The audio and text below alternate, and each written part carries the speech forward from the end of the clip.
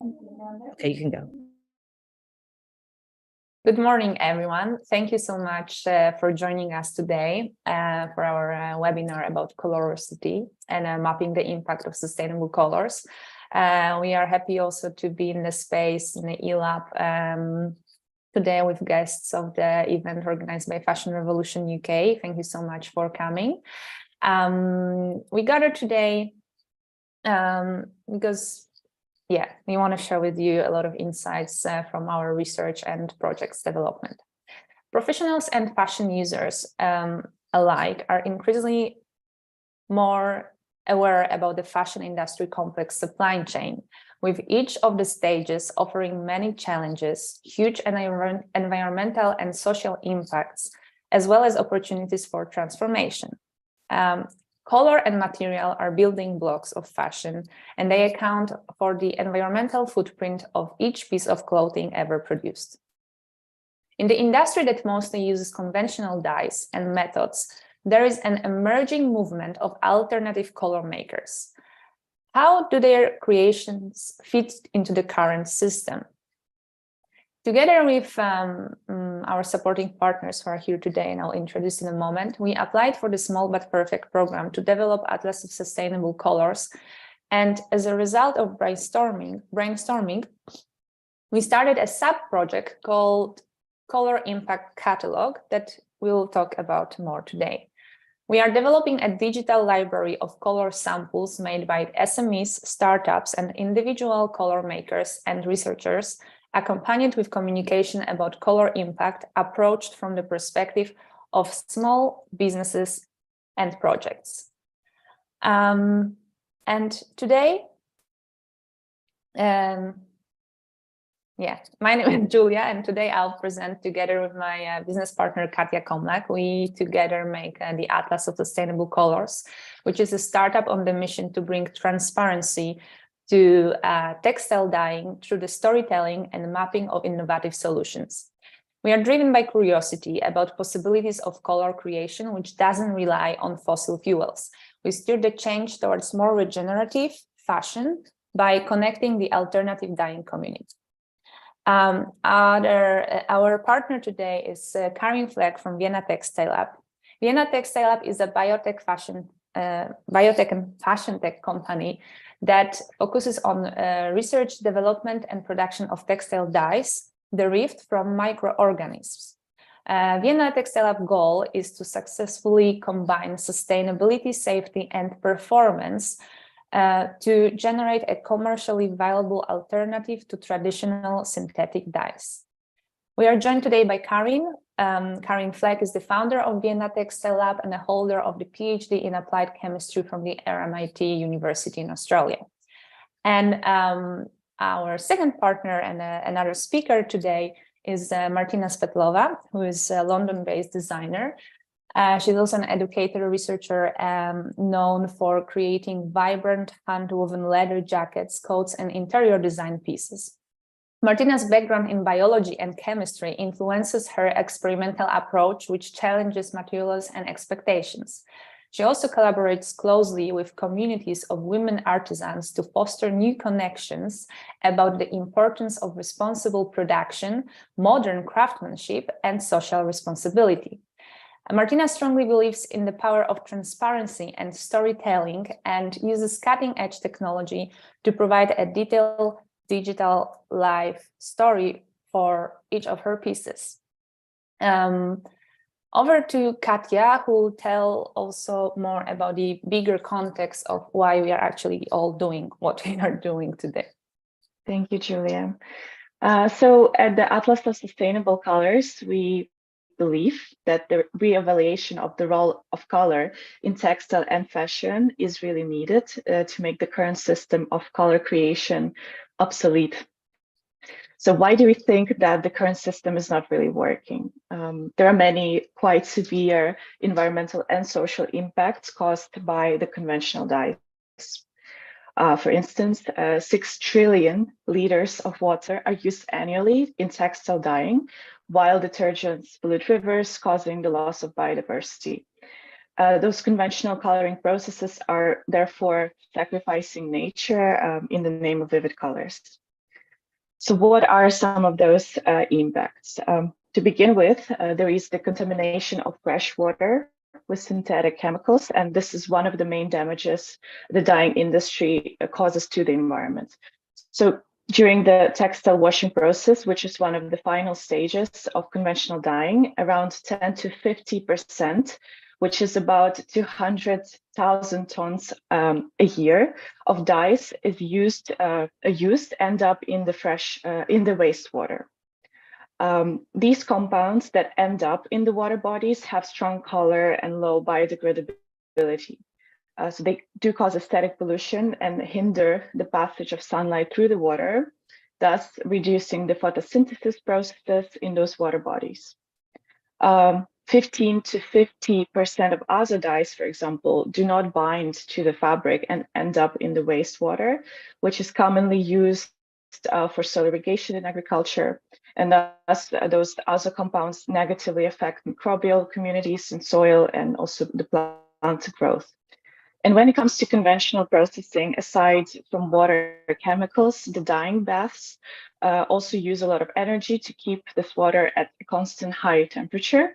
And as a result, this stage of the supply chain generates 75 to 90% of the energy emissions. Just a side note here, these dyeing baths are not only used in conventional dyeing, but also in some of the natural dyeing processes. Also by persisting in the environment, effluents of textile dyeing result in biomagnification.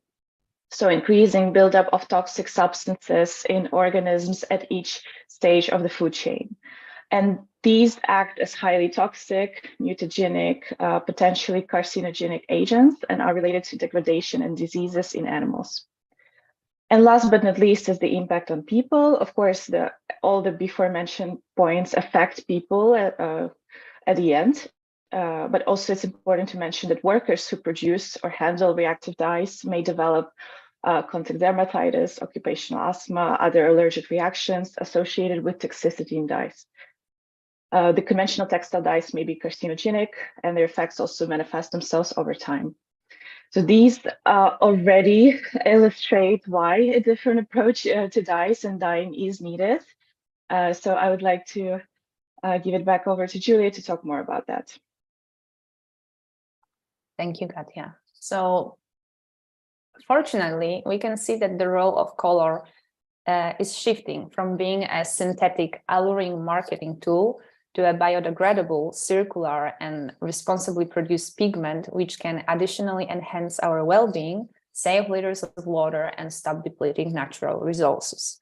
That's what we hope for to bring to the industry.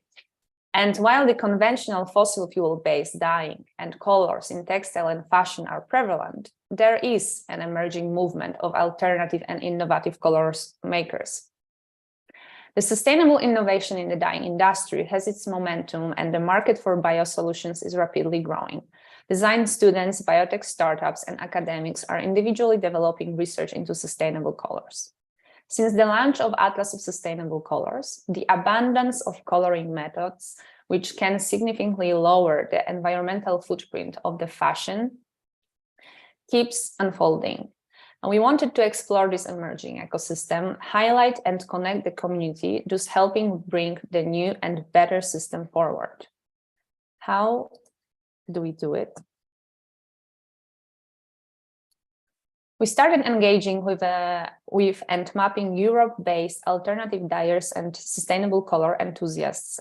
This resulted in our digital and interactive AOSC.online map, showcasing a community driven by the same goal: unlearn what we know about dyeing in order to bring color to our lives in a conscious, healthy, and realistic way.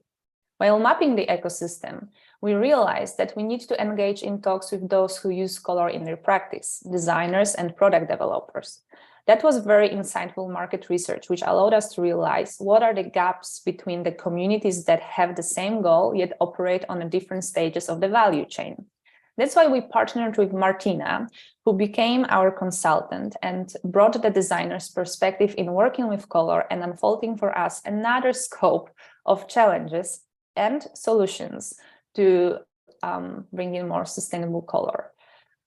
And now I would like to introduce again, sorry, my screen is doing funny things.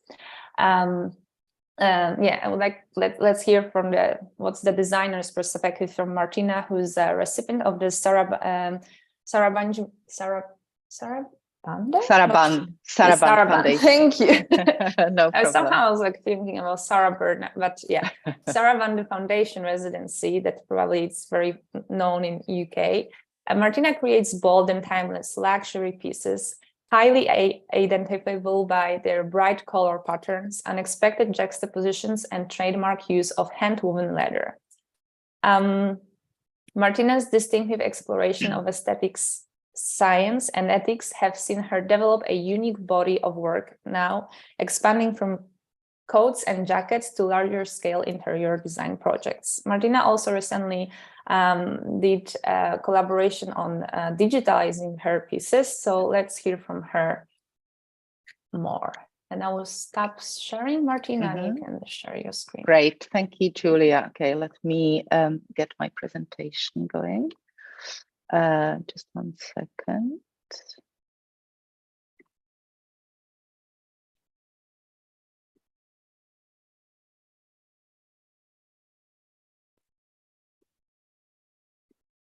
Okay, can you all see my presentation? Yes. Perfect.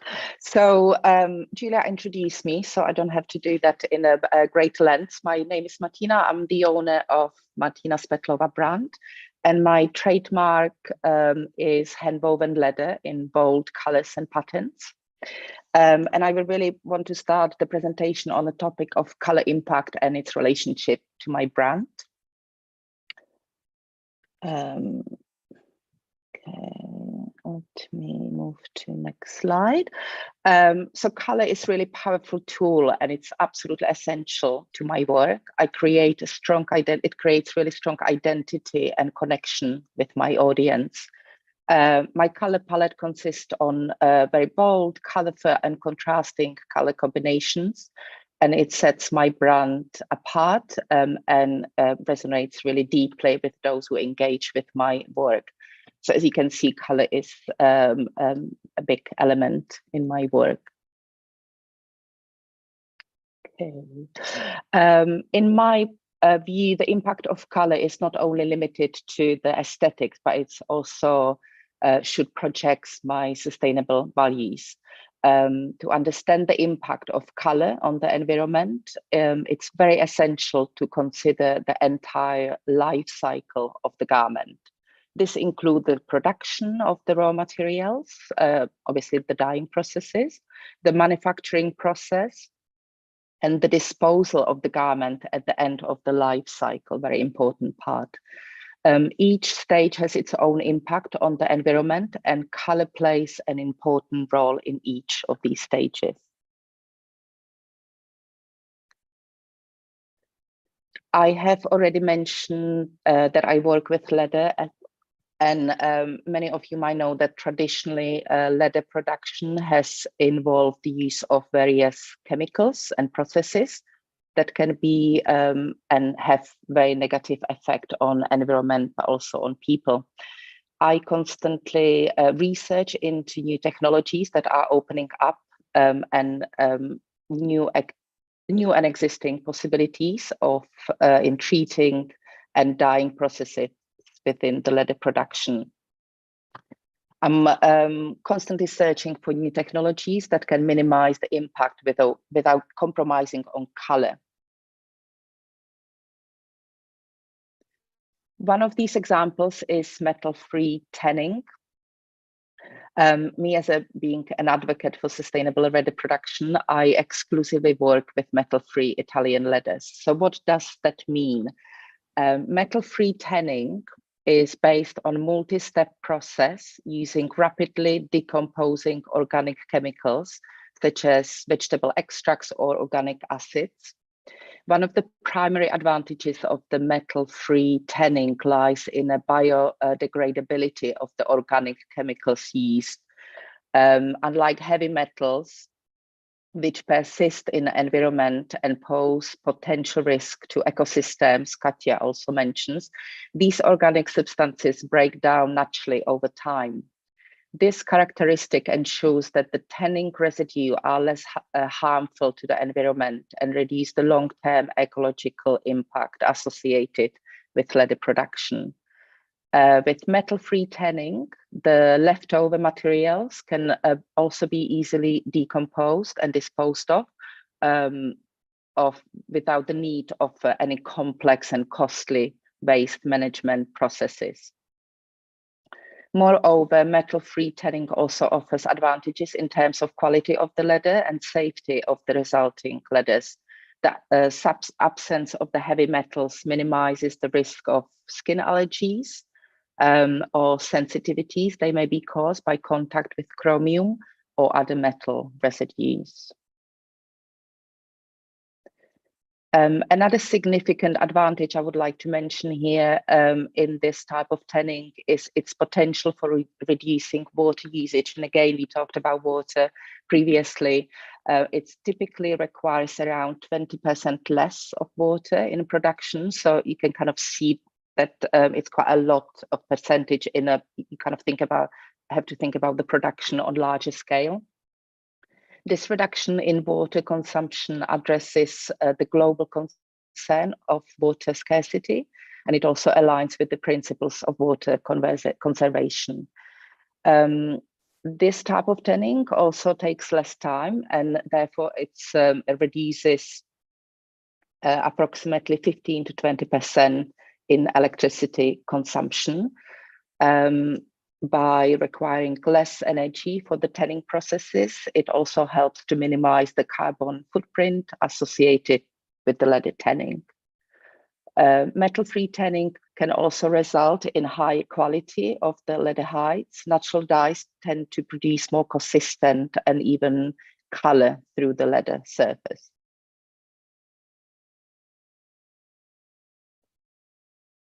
So all this information can be easily accessed directly through my product. Julia already mentioned that I work with blockchain technology, and I approach my work with a holistic mindset, considering the entire life cycle of migrations from sourcing to recycling.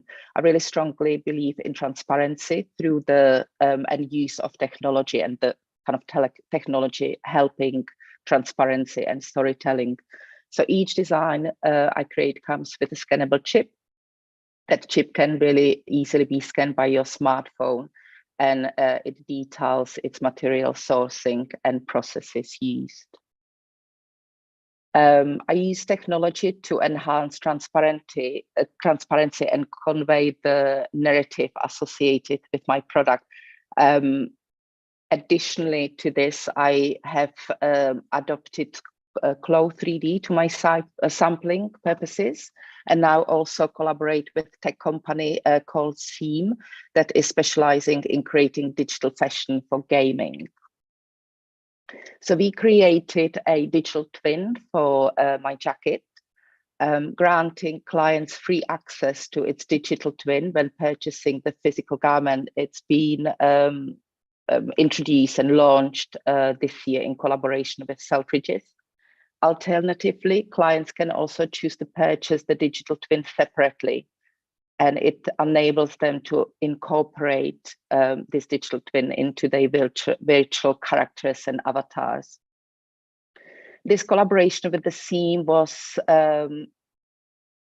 with the Seam's team that was responsible for crafting these jackets.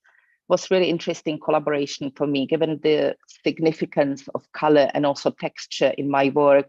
I was genuinely really curious about how these elements will be transformed into the digital world. So this is the result, and I really want to talk about some of the advantages and disadvantages of working in the digital world in terms of color and texture. So one of the great advantages I really want to mention here is flexibility. Digital color allows me to experiment with a wider range of color combinations and shades and patterns. I can really quickly, with Clow 3D or with the Seams in the digital world, try different color combinations and options without the limitations of physical color. It's time and cost effective and obviously also environmentally more friendly. The digital color eliminates the need for physical color samples. It can save time and cost. It can also quickly be created and modified, so there's no physical prototyping, and again, saving in terms of materials and waste.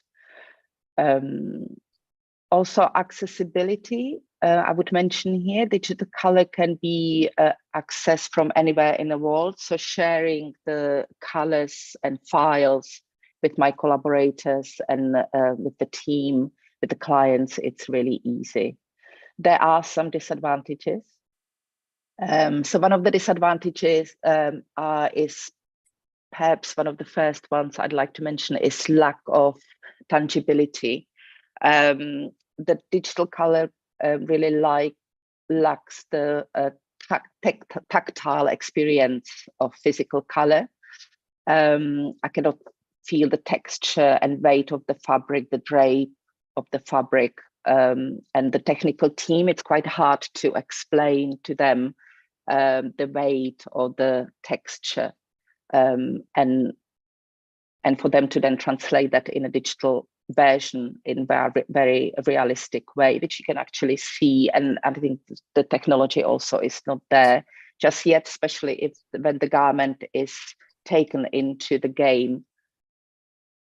Digital color may not also be accurately represented in comparison to the true color. I think the team's done really well, but I can still see small dissimilarities, and because what you do, you really try to find the Pantone color twin or comparison, and then that's what you give to the digital team, and they obviously then have the samples and try to match that color to your references.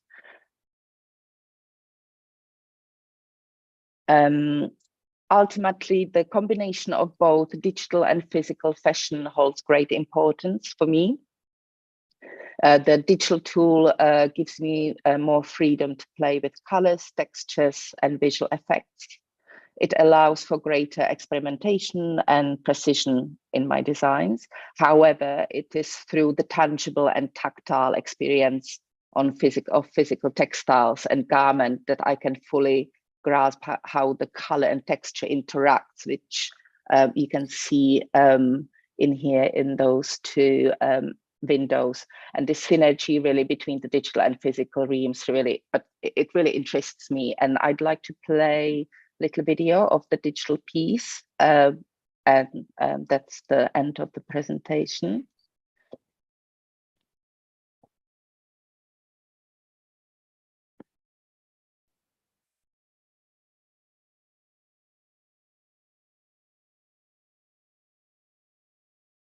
Thank you, Martina. Thank you. Very interesting insights into actually this thing about digital and physical aspects of color. I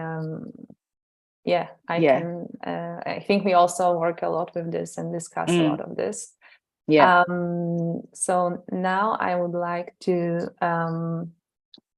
give I think it's over to you, Katja, to show what are the more of the alternative solutions out there that we can explore and maybe merge with digital in the future. Who knows? Mm-hmm. Yes, thank you very much, Martina, for your presentation, and thank you, Julia. Yeah, so what are those emerging alternatives to the conventional dyeing methods and fossil fuel-based color? We're looking now at plant dyeing, bacterial dyeing, textile recycling, seaweed and algae, food waste, floral waste, microbes, and fungi, all as sources for colors in textile. And I think it is a really good moment to just highlight some of our community startups, dyers, and color makers. So of course, there is a Vienna Textile Lab, which is as already mentioned, a startup that uses biology and naturally occurring bacteria to manufacture dyes and pigments for the textile industry. And Karin will present soon and talk more about what they do. Another example is Rua Atelier, based in Amsterdam. It is set up by Rua Al-Halabi, who is a natural dyeing developer who combines many handmade and forgotten techniques in her work. Her mission is to promote usage of natural dyes and plants by bringing to life colors made with plant-based dye recipes and techniques. And Rua designs and offers workshops for both kids and adults, and also develops colors by innovating traditional ways of dyeing. Another startup that I would like to mention is Zephyr. They research and develop natural dyes made out of seaweed, and their vision is to change the textile industry through the innovation of seaweed dyes by dyeing yarns, textiles, and whole garments. Katrina Wild is another artist whose practice centers on collaboration, community engagement, and connections with local ecology. Katrina's dye stuff comes from homegrown plants in her allotment, food waste of local restaurants, floral waste, and responsible foraging. She works with dyeing, printmaking, drawing processes using plant and mineral color, applying color to a range of materials from bio to pre-loved textiles. Why Colors Matter is an interdisciplinary project by sustainable fashion designer Anne-Marie Sust, who combines design and natural dyeing techniques. Dyeing techniques with the use of innovative microalgae inks for printing on textiles. And she's currently expanding the collection's palette, testing colors on new surfaces, and bringing the microalgae inks closer to fashion wearers. We actually have more community mentioned on our map, which you can access if you go to asc.online/map. You can explore more of their stories and the different methods being used. And also, as you can hear, all of these methods are quite diverse and they differ one from another quite a bit. However, what we notice is that all of them are put into this one bucket of natural dyes and colors, while every one of those calls for its own approach. Also, we saw that all of these are approached from a conventional lens and mindset, and the conventional system is still being applied to them. So this discovery brought the following research question that we put at the core of this project. So over to Julia.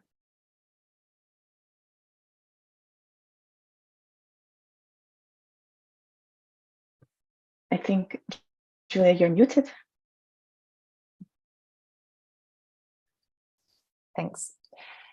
Taking all the insights from engaging in the innovative coloring community, during the project, we were exploring actually how all of them and how we approach communication and measurement of the impact of sustainable color.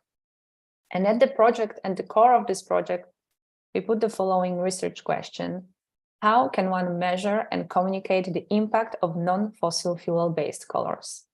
Vienna Textile Lab and Martina Spetlova shared with us their experience and knowledge, showing us two different angles of looking at intersections of color, sustainability, and innovation in the textile industry. The insights we got from our brainstorming led us to start a sub-project which addresses those challenges. Let's hear from Karin Fleck, where does bacterial dyeing fit and what are the frameworks she uses to keep their innovation sustainable? Over to you, Karin. Yeah, thank you very much, Julia. You also have the controls of the slides, so you can take me through this presentation.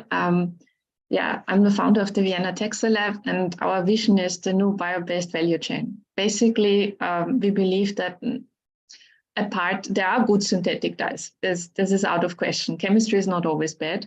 And as a chemist, I have to say that, but also because I believe this. What is so special about microorganisms producing colors? So first of all, as a chemist, I approach this, it's a one-pot reaction. Normally, when you produce synthetic dyes, you have quite a number of reactions that lead up to your final product. And actually, what the microorganisms or the bacteria, for instance, accomplishes, it does it all in this one pot, which is the cell. And then you have to still extract the color out of it. Another thing is that what was really nice compared to synthetic chemistry is you can still find new colors, natural colors. So what we found is you can reproduce plant-based colors, for instance, but you also can find totally new molecules that were not known at all to anybody. And that is something that makes bacterial and microorganisms so interesting. And maybe we can go back to this. Sorry. And what we do is basically we exploit this process. What we use, we create these colors in order to dye the fiber, yarns, and fabrics, and then the clients can make a final product out of it. And that makes it more circular, the product, because, for instance, it's more biodegradable. But also we try to employ in our process underutilized feedstocks. So, for instance, feedstocks from agriculture and food, in order to make it more and more circular, because this is what we believe in. Circularity in the fashion business is important. So now you can jump to the next one.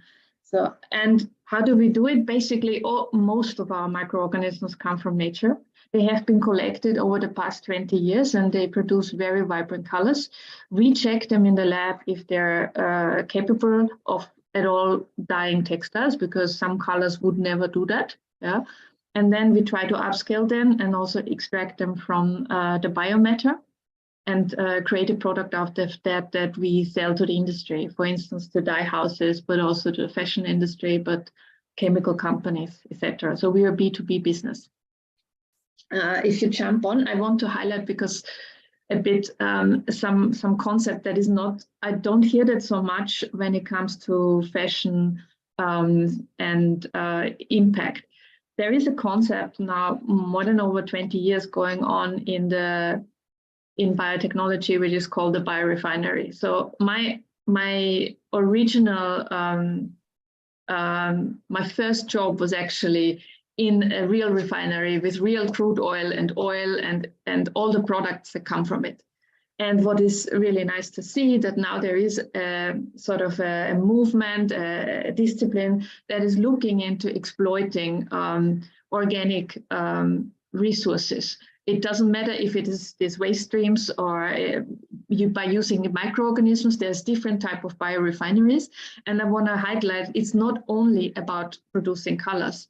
So you make the process of using, for instance, microorganisms more viable by using all of it. So even if you extract the color, maybe you use the rest of the biomatter for something else. There are many, many biorefineries you can find that are, for instance, wood-based, because in the wood industry, a lot of the material was not used. So there's quite an underutilized waste stream going on there, which you can use. And as we also strive to use more of our biomatter in order to create more products. This doesn't need to be only colors. As I mentioned, it can be also some other products, but it also can be something like energy. Yeah? And recycle the process. That makes a product really circular. If we move on to, I really wanted to mention that. So what we did in the Small But Perfect project was a bit explain to Julia and Katja our pain, and also to Martina to explain our pain with the ongoing questions like, how sustainable are you? Because you might think this is a very straightforward question, but it also requires not only a lot of resources, but a lot of knowledge and data. And when we had to learn everything ourselves, basically, we had to educate ourselves, we had to go through this process. And I think what we wanted to provide in this project was to have like some sort of guidelines for companies that are similar than us, not only deep tech, but also maybe from plant-based dyes, etc., to have a common system, to have an incremental pathway to understanding sustainability and where to start, because we didn't know where to start at the beginning. it also like aligns the definitions, and we want to sort of create a ladder with which we can define sustainability slowly. So even if you maybe don't have the data, if you don't have the knowledge, you can grow with the process. And even in the early stage of the company, you can start thinking about sustainability and how and what you're doing. That means also just because it's not about just, oh yeah, we're so sustainable. This is not always about this, but also as a company, you're hooking up to a totally different system. Like for instance, regulations that you have to follow, funding, investment, clients that asking for specific parts of sustainability. And sort of in order to align this language, it's really important sort of to figure out what is the right way of communicating this. And also, of course, growing together as we learn. Yeah. And so this project has enabled us to do this, and maybe we can jump to the next one. So one of the core pillars is, of course, the SDGs, the United Nations Sustainability Goals. And this is a very easy step into assessing your own sustainability, to just go through them and see, okay, what does apply for what and what doesn't. So for instance, good health. Workers in the textile industry suffer often, as for instance, Julia and Katja mentioned, quite an impact from the dyeing process. Another thing that we weren't, for instance, so aware of is that in the industry itself, most of the workers are female. So it is a gender related issue. So when the health is affected, but also the way the workers are treated, this is an industry where you can affect the gender equality very much. Yeah. Also about clean water and sanitation, the life below water, as we explained before, but also responsible consumption, to highlight and make people think about where the color comes from. Because one of the things, the most important things that we sort of induce is a discussion, as we have today, for instance. And then, of course, climate action, because there's the hard thing is, okay, yeah, biotechnology also uses electricity and also has effluents. And so where really is the hard point between synthetic chemistry and biology? So these are things that I think is a very good starting point and an easy starting point for everybody. And the SDGs provide a lot of framework around this. If we jump maybe to the next one, then the European Union also did something in that regards. And I think this is very important. I'm normally not such a fan of regulatory issues and policies, but I do believe that there has been a lot of work done. It still needs to be put in action, but the governments and the regulations are heading in the right direction. So for instance, when the Green Deal was defined, it was clearly stating, okay, this is what we want to do in the next 30 years. And especially the transition to circular economy was a very important point. So creating circular products and circular processes, but also limited pollution. And that's really something about, again, circularity, but also thinking about your CO2 emissions. And then something that I wasn't again aware, so this was my aha moment, is biodiversity. So like it's not only the birds in the nest that are biodiversity, and they're really cute, but also our microorganisms are a form of biodiversity.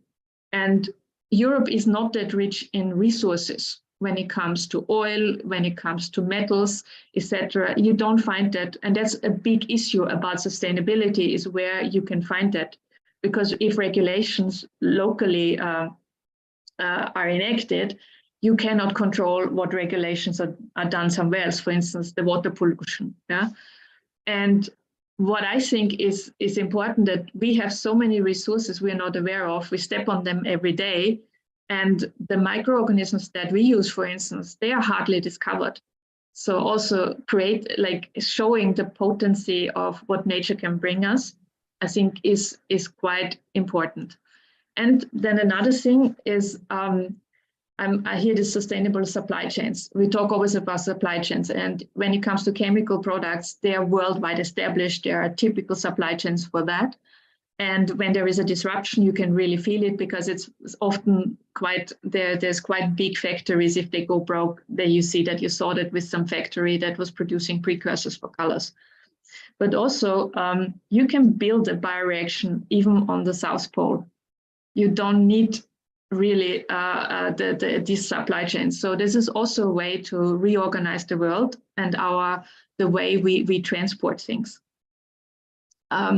So maybe let's move to the next. I think the time is ticking. And so this was one of the pillars. That was the Green Deal of the European Union, which I think is important, especially also when you think about applying for funding, talking to investors, but also to your customers that, for instance, in the case of the Vienna Textile Lab, are mostly in Europe. And then there is like, okay, but this sounds all very nice and maybe still a bit wishy-washy. So let's dig into the deep part. So there is something called the 12 principles of green chemistry. And this has come up and was defined by Paul Anastasios and his colleague. And they were really giving chemists concrete measurements in the hand to define better chemicals and better processes. And when I was studying chemistry a long time ago, we didn't have that. And I think nowadays every chemist is sort of challenged to address this. And it's sort of a principle also the European Union and the process of how you get a chemical onto the market in the European Union is looking at this as, for instance, very concrete. For instance, number 2, atom economy. So what does that mean? Smaller atoms are easier to create normally, and they don't need so much resources. When you have a big molecule in chemistry, you need a lot of chemical reactions to build this. And normally it needs more resources. So this is something very openly, like you don't maybe think about sustainability like this, oh, I need to have my atom economy. And another thing is, even so, if your product is not toxic, but maybe in the process there are toxic side products, you should not create such a process.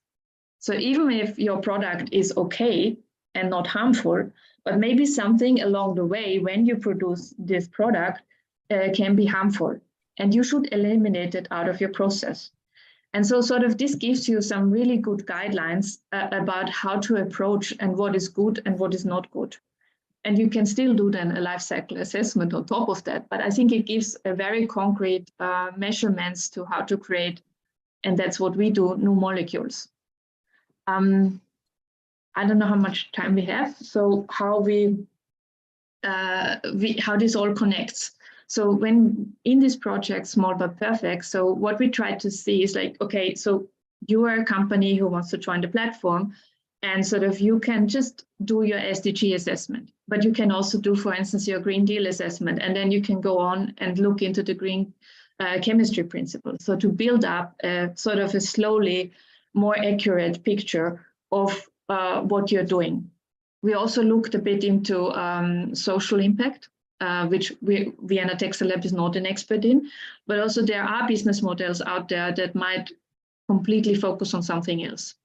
And I think it helps you to sort of find more organization in the story of sustainability with very concrete organizations and organizations that support you.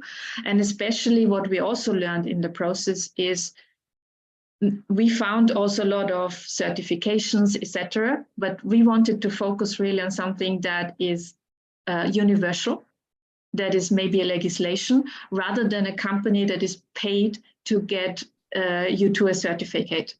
So sort of something more independent where the motivation behind it is not there is money on the table and you get something in return, but something really that is, okay, going to last for the next 10, 20 years. And all of these initiatives are lasting for quite some time. And they're also redirecting worldwide in Europe where we are going with sustainability. I think this is the end of my slide, but I don't know, Julia, Katja, did I forget anything you want me to mention?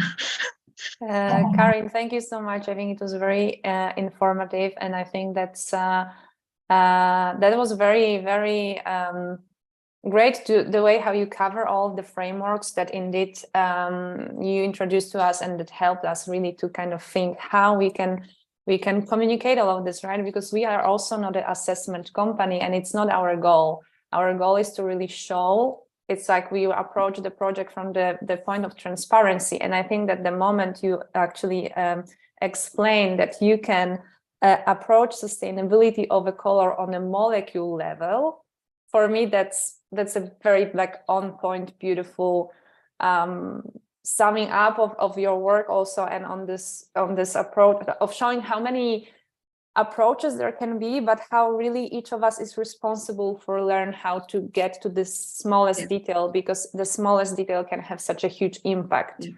So yeah, that's a very interesting takeaway for me. Maybe now that you like where you mentioned it can be for companies extremely expensive to do a full assessment of your sustainability, and still at the end you don't have an answer. And also, what we hoped with this is to enable people without too much resources to enter this, to make it like to give it a low threshold, to adapt it, and then you can still spend more money on consultants and assessments and numbers. But I think that's what I wanted to say is it is straining. It is, for instance, what we learned also in this process was, this is not a one-timer. We, on a yearly basis, or even more further, we have to assess our sustainability all the time, and we have to grow with it. So that, I think that was also an outcome of this project, that we had to learn. Doesn't go away. Yeah, like it's an ongoing journey, right? And also, I think it's very, for me, very, very powerful what you say, that it's like a constant work we need to keep doing. Thank you so much, Karin. I will jump to another slide because we have 15 more minutes. We are perfect on time. So lastly, we'll introduce our design. So I'm a design researcher and sustainable fashion researcher. And I will ask Katja to present now. Thank you. Thank you very much, Karin. That was also very interesting to hear all of the conclusions and the summary of everything. And thank you, Julia. So Karin already mentioned quite a few of the challenges they, as the Vienna Textile Lab, experience and are experiencing. And also, while we were connecting with and interviewing first the community of sustainable color makers and researchers, and then also the decision makers behind these small sustainable brands who are willing to employ alternative colors in their collections, we haven't just, of course, discovered the potential and the beauty of all of these alternative solutions, but also many challenges and barriers for those to become more widespread. What are the pains of alternative dyers and startups as we discover them? First is that conventional dyeing standards are being applied to unconventional colors and methods. And this also leads to, or as a result, there are unsustainable timelines and scale that are being asked of these coloring SMEs. There is also lack of relevant context to strengthen the visibility of these alternative color startups, makers, artists, researchers. It is costly and timely to produce the samples, and often dyers don't really have any color catalogs. There is also pressure to prove sustainability claims, and we just discussed this, and conform to the standards that were created for more conventional and bigger players. Then existing certifications aren't always aligned with companies on those pre-industrial stages. And there are certain dangers to intellectual property when sharing impact in order to prove these sustainability claims.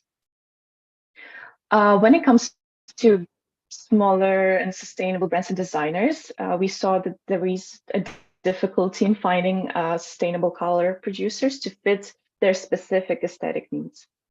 There is also a certain lack of knowledge about existing opportunities within this non-synthetic color development. But what about the fashion user?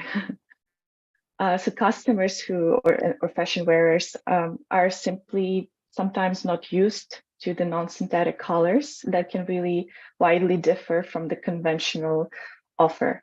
Also, there are few discussions around sustainability of color in clothing, and sometimes there is this limited or confusing information.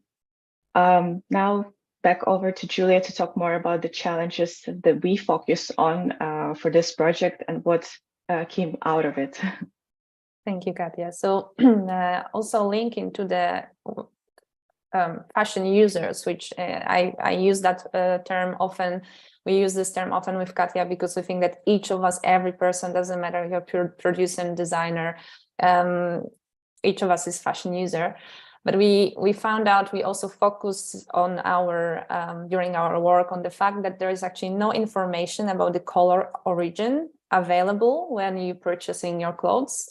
So therefore there is no information about the impact dyes can have on the skin of a wearer or health of a worker, which we heard both from Martina and Karin that the dyeing processes can be quite harmful for our skin and therefore for our health.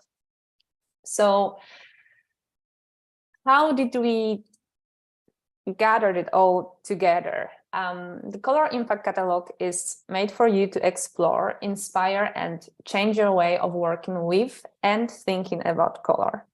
As a storytelling agency, we focus on researching and mapping ways of colors existent in fashion.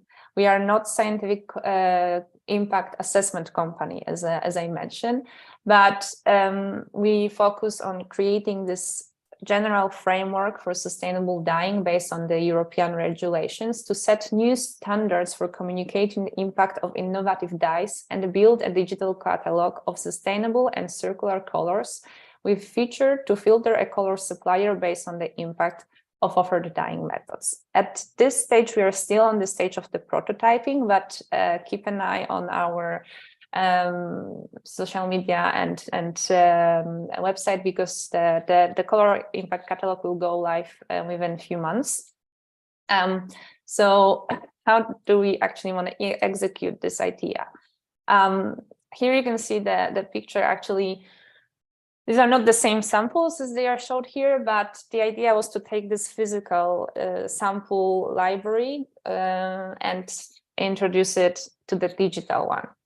And next to researching color impact and processes, we are really really interested in the opportunity to digitize color sample swatches. So we did it slightly different than when Martina was translating her garment with the development team who was designing it in a digital. We wanted to test whether the color digitization could be a valid alternative to physical sample production and the shipment. And that part of our R&D resulted in a great representation of colors produced with bacteria and plant in digital. So let's see how it goes. We did two sample digitizations, one with the plant-based dyeing with Rua, and this is actually the same ingredient, but on a different fibers. And that was for us very important to show, because that's something that we forgot. There is no common knowledge about the fact that actually the composition of the textile will influence the aesthetic value of the final garment. And with this digitization, when I'm talking about it, I can finally show it to you. And here, the next one is the samples that we received from Vienna Textile Lab with the bacteria that they are working with. And they also developed, especially for this project, 3 samples with the 3 different fabrics. And now the important fact is, indeed, these are all color representations. And of course, all of our screens, retinas are calibrated differently.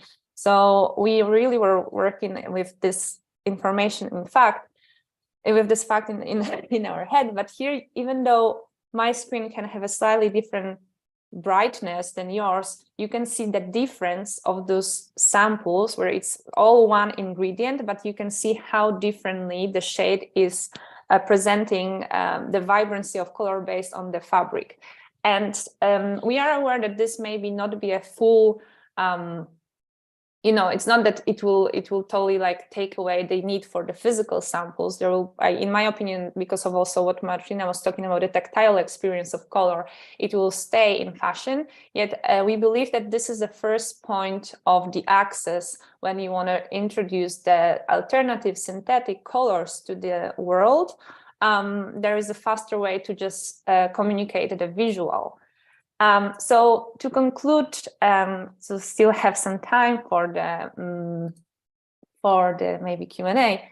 The catalog enhances this message of color makers, designers, and innovative dyeing startups that by showing representations of colors, they create without the use of fossil fuel-based pigments. We bring the naturally pigmented bacteria, harvesting algae for dyes production or natural dyeing up close and quite personal. Thanks to Colour Impact Catalogue, you can see what that looks like, learn more about the properties, application methods, and the different kinds of impacts these alternative colors have. There is a need for the further identification of the relevant frameworks and there is a mistake, but in the vocabulary that also Karin was talking about, when you communicate with different partners, you really need to be sure that the definitions of sustainability, circularity, all of the values you work with, that they are aligned with your partners. And that's why we want to communicate impact of the alternative dyes with the storytelling. And the storytelling needs to be, in the fashion industry, definitely needs to be accompanied by visual showcasing. So our project contributes to creation of new contexts for emerging alternative color creation. And I just would like to finish this webinar with that quote that I recently found in a Jenny Odell's book that I actually recommend to everyone. Simple awareness is a seed of responsibility. And I believe that by creating this new context for the sustainable color community, showing everything what you showed today to you, we plant this seed of the awareness, and now each of us can take their actions to be responsible for the impact and influence of color. So there is one last important slide. What actually can we do? Katja. Yes, thank you, Julia. Yeah, one more slide to go, and then we are over to the Q&A. Yes, so I think this quote that you just mentioned is actually a great link to this last topic of the webinar. Yeah, you might be wondering, especially if you do not really work with color or make those decisions in your work, you might be wondering, okay, what can I do as just simply a fashion user? What can each of us do to help build this new system and approach to color in the clothing and textile? And I would like to suggest first thing, which is tapping into your inner Colourosity or getting curious about colors. And first things first, learning more about colors. Where do they come from? What is their role in nature, in fashion, in the day-to-day? We're actually preparing a book recommendations list we're going to send out to our newsletter subscribers, so feel free to check that out. You can subscribe on aoc.online, and we'll be sharing. Of course, you can also research by yourself and see what kind of books offer interesting insight into the colors. And then to take that the step further, you can also explore and learn more about the alternative dyeing and alternative colors innovation that's happening in this field. Also, we do have quite a few free resources and also on our social media, so feel free to check that out. And next, also being open to transform your own mindset and ask yourself, if and how do you take color into account when making your own purchasing decisions? How does it influence your decision to buy a garment? Also reviewing your own relationship with trends and seasonality of color. And a very important point is to learn to properly care for the colors of your clothing, to love and preserve existing colors, whether or not they're synthetic. I have some personal experiences. I do own a naturally dyed item, which was pink in color, and I left it once to dry in a very hot sun in Greece, and it became much lighter when I found it. And yeah, it's just this relationship with naturally dyed clothing is a bit different from synthetically dyed ones. And natural colors, they can be, not necessarily, but they can be a bit more fluid in this way and ever changing. So it's also, yeah, it was for me a point to question my own relationship to, yeah, how colors are being preserved in our clothing and why. So just a small anecdote from my personal life, but the next step, I would say, after you've done this inner work of questioning and learning, is to inquire. And next time maybe you shop for something, for clothing, you can look for the information about the color and dyes, and also ask about this information at the store or on social media. Just engage with the brands that you like, and see if there is any information, and let us know if you find any, because at the moment it is quite a challenge. But by engaging in those conversations, you actually show brands that you do value transparency around color, and those engagements that they might inspire brands internally to have these conversations and maybe invest more of their time and resources into becoming more transparent about their colors, or looking into more innovative methods and dyes. Thank you, Katja. And last but not least, just a quick note, I know we are out of time, just suggesting to try a naturally dyeing workshop, redyeing clothing, and next time you buy, of course, consider a sustainably dyed item. That's it from my side. Thank you. Thank you so much. Thank you all for sharing. Sam, do we have any questions, and do we still have any time for maybe 1 or 2 questions? Yes, Julia, I've got a couple of questions here for you. So the first one is from Laura Carmen, and the question is for Karen. And they'd like to know, is there a way to research the impact of acid dye processes compared to botanical dye processes? And what are the subjects one needs to consider when researching this? Welcome to my world. So this is a very good question, and that's exactly the point. So on one hand, you can calculate your own impact, your own process, but you always want to reference it to an alternative process, like I guess in this case it's the acid dyes. So how do I approach this? So in the world of sustainability assessment, there are quite a few databases out there where you can maybe get data regarding this. I'm not specific, I don't know about acid dyes. Normally the data that is available is not that accurate. So they maybe have a general dyeing process, but they might not have it for the acid dyeing. So where does it leave you? Sometimes there are a lot of there are scientific journals. So people actually spend their PhD on answering this type of questions. And if you approach this, you'll try to find in scientific journals that there is maybe somebody did a PhD on this, did a report on this, then maybe you get already a first kind of idea if that work has been done, because sometimes the data just doesn't exist.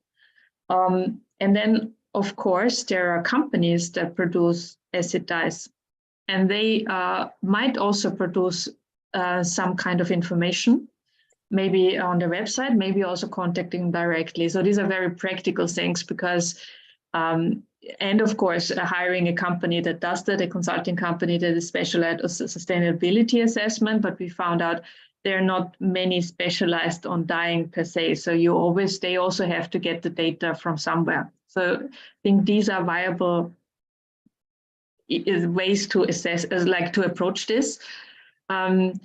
In the worst case, if nothing has been done, but I'm pretty sure somebody has looked into this, you get slowly more and more data regarding your reference process. And this is the most tedious way in in sustainability assessment is not that you don't know your own process, but often the insight into somebody else's product and process. We have also met companies, by the way, that give us insight into their sustainability assessments. So sometimes it really helps to ask and find somebody who works with that. It can be the chemical company, but also can be a company that dyes a lot with acid dyes. I hope that helps. Sam, you're muted. Great, thank you, Karen. Okay, so the next question we have here is from Dora, and she asks, I wonder how good is the color fastness of this alternative dyeing process, and is additional fixing agent needed to ensure that the color lasts? I can maybe take a short on it, and then Karin, you can say about the bacterial. What I learned during the research is that it really depends on the ingredient, on the textile.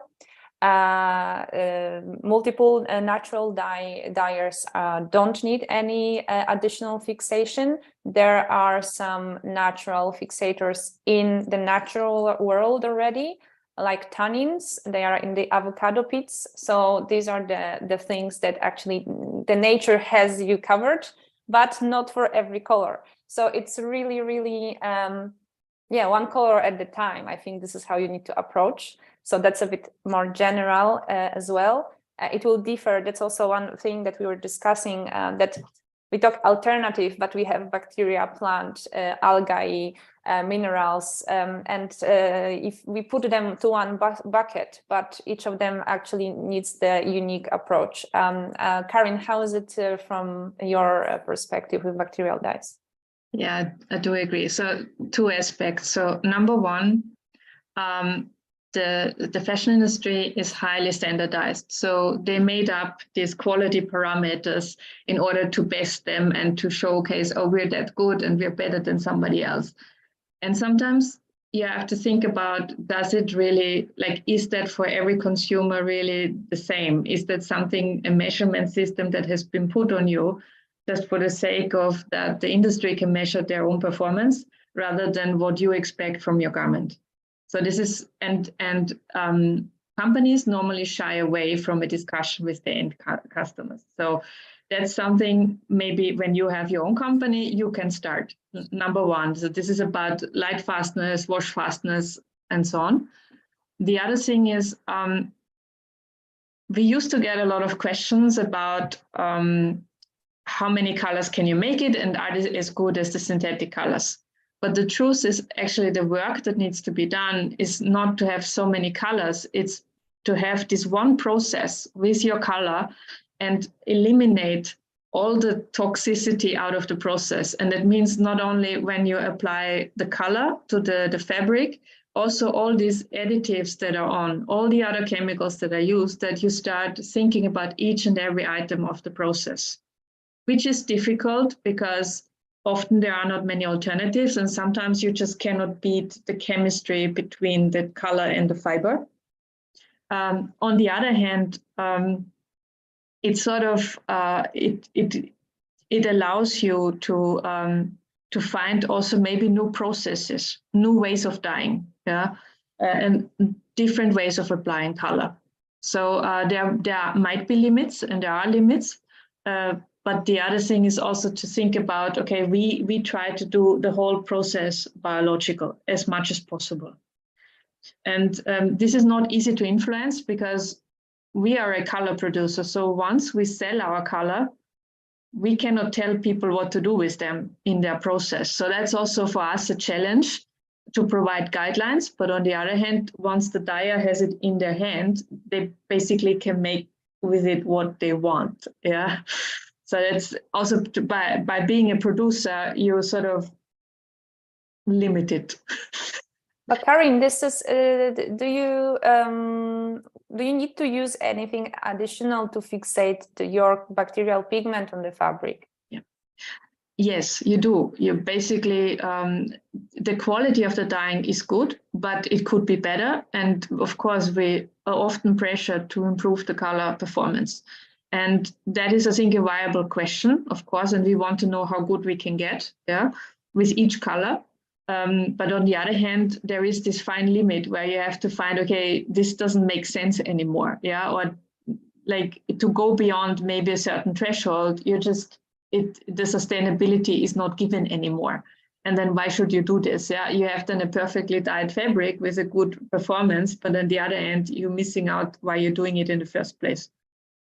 And so sort of this is something that is, you notice this also with clients. So for instance, they do really insist on the standards, and some are open to have this discussion. And you see that some companies are just further in this development in discussing what sustainability means. It's not only using new materials and new processes, but also questioning the standards that you're following. Of course, when it comes to health, it's important to follow the standards, but some stuff, it might not make sense, and it will cost too much in order to enact it. So there's a cost to everything. I don't know if that was a good answer to this question. So I'm sure it added a lot. Great, thank you. Thank you, Karen. Okay, so another question from Elizabeth. She asks, do you have experience with natural colors and UV light stability? So I would say that this is, again, a similar question to what we just were addressing, because the UV stability, it's like, again, the light fastness. Am I right, Karin? Yes, yeah, exactly. So so I think that's when you work with color, I know also from Karin, she showed us that they were doing the light tests. Basically, you just cover the color after some time, right, and leave it to the light. Of course, there are measurement ways, but that's, for me, it's also coming back to this, that I want tell you how strong the color is and how long it will stay on the color, on the fabric. But it's again the question, like, do we really need the colors to be so stable for how long? Because that's my favorite debate, and we don't have time for that. But if we are developing the fast fashion and slow fashion, so that's the question, why do you need this color to be stable if, like, you, for example, use one garment from the fast fashion only 2 or 3 times? That's that's one idea that I'm leaving here to reflect on. And another one is, like, if we are slow fashion users, sustainable fashion users, then we are prone to taking more care of our clothes and we cherish them more. So actually we also can, by our way of using clothes and color, sustain the color more on the fabric. That's my answer from the design researcher perspective. I don't know if Katja or Karin, do you want to add anything on the UV impact on the alternative colors? Yeah, so a bit to again, so it's very similar to the question before. Yes, as of course we do optimize UV stability. It's a must, that we have to work on. We started with, when we started in the Vienna Textile Lab, we did not do that at the beginning. We just wanted to see if the color sticks onto the fiber in the first place and has a good base performance. And from that, we incrementally improve our light fastness. And for instance, what I can say is then, like some of the original samples that we did, like a natural dyer was looking at them, said, yeah, our, like, compared to natural colors, plant-based colors, they have often performed better. Yeah, so he was quite impressed with that, and he said, this will make a good dye in the future. And you can always improve that. And also, don't forget, also synthetic dyes need to be improved. This is not just something that's 100% given, that it's always that light fast. So the procedure is, that is the skill of the dyer to have this quality level. And we spend most of our time improving the color performance in that. Yeah. And yes, you do have to employ some sort of additives eventually. And the idea is to make them more bio-based, because it's not only because we have an emotional relationship to color, all of us. Yeah, we like color. There are certain colors we don't like and we don't, but we don't have an emotional relationship to color fastness additives, and we should. So the next step is also to improve this kind of materials and compounds in order to be more bio-based, of course.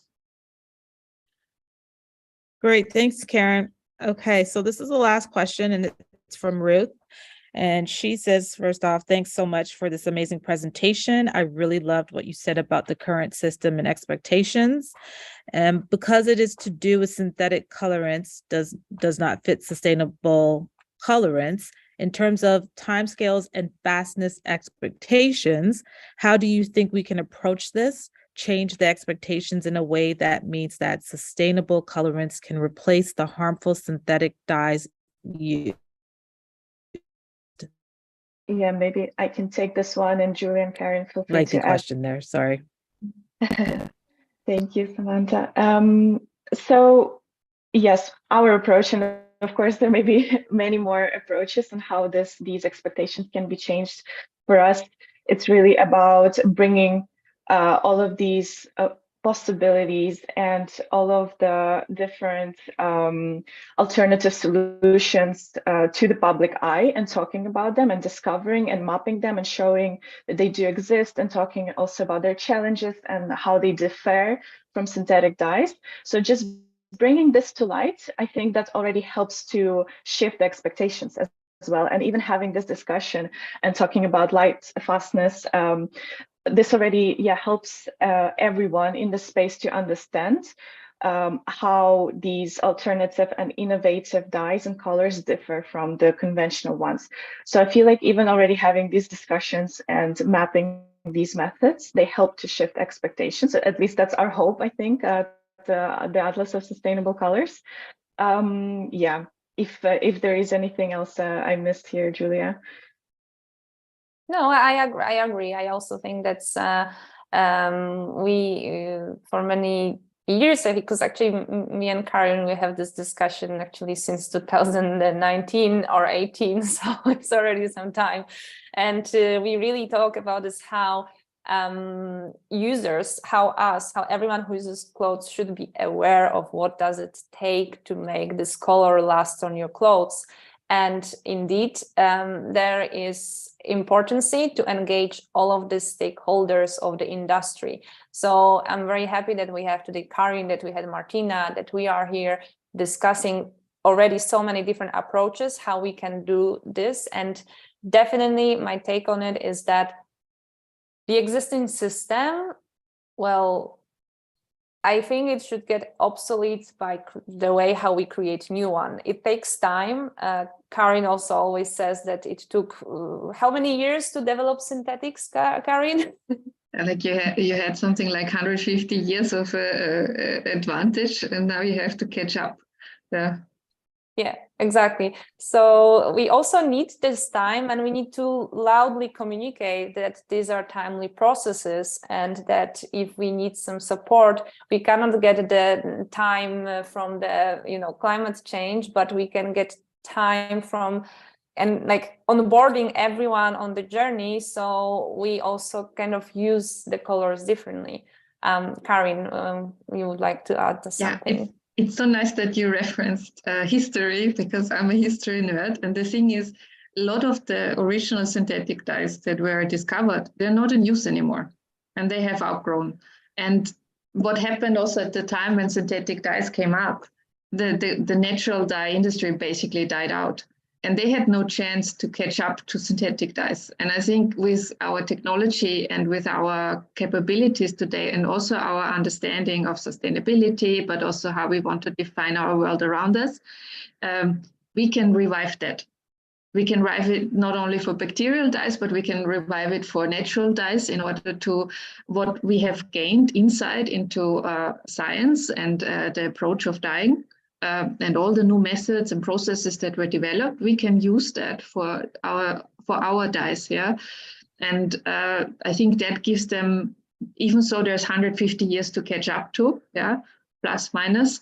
There's also a lot of knowledge that has been created, and it shouldn't take another 150 years to do so. Yeah. So I think also when you look at the big companies that produce dyes nowadays, at the beginning, like 10 years ago, they would communicate on their website all about the performance of the dyes. The communication has changed. And when you look at their websites, you see the idea is to communicate sustainability. So we're on the right track on this. So I think the communication and the possibilities are now open to do that. Yeah, that maybe wasn't there 10 years ago. If we would have started 10 years ago, they would have just sent us home and said, no, but we want this kind of level. Yeah. And I think it is really the time now to do this and to improve, and also to showcase to people what these dyes can do. Another thing that, more on a personal note, I have engaged myself with a lot of Asian design principles. And I realized that, for instance, other parts of the world, the way you look at imperfection or the way you look at color or natural materials is totally different. And I think maybe when we also have this discussion, probably we're very European-centric. And maybe we should also open our minds a bit to how other cultures and the areas of the world are looking at materials and how they appreciate that, because I feel we don't do that enough personally. Yeah, so I think, I don't know how this is called, like when there is a broken cup that you mend it, or the way you display one flower. I think that's not really our nature. I'm sorry to be a bit stereotypical. I feel more we need to appreciate the making of the process. Yeah, and that is something it's hard to communicate. Even for us, it's very hard to communicate. I think it's a joint effort between, for instance, platforms like yours, Julia, but also the clients, the industry, and the innovators. Yeah, thank you. Thank you so much, Karin. Sam, we are running out of the time, right? So yep, that was actually the last question. So I'll take it back to you to close. Perfect. Thank you so much. Thank you, Sam. Thank you, Karin. Thank you, Katja. Thanks, Martina. Thank everyone who helps to pull it together. And thank you all of you to joining us, because without the audience, we wouldn't make any impact with our work. Yeah. Thank you so much, and well, reach out to us on the Instagram. We were leaving our details. So yeah, thanks, Sam, one more time. Thank Bye. you. Bye-bye.